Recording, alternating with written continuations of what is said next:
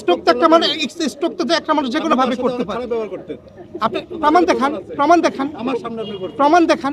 এখন আপনারা বললে তো হবে না, আপনারা এইভাবে বললে তো হবে। আপনি তাকে মানসিকভাবে আমার হেনস্থা করছেন। ডাক্তার কি বলেছে?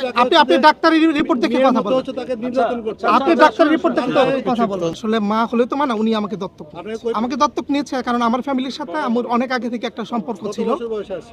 আপনারা ডাক্তারের রিপোর্ট অনুযায়ী কথা বলবেন। এখন তো আপনাদের এই কথাটা আমি আনসার দিব না।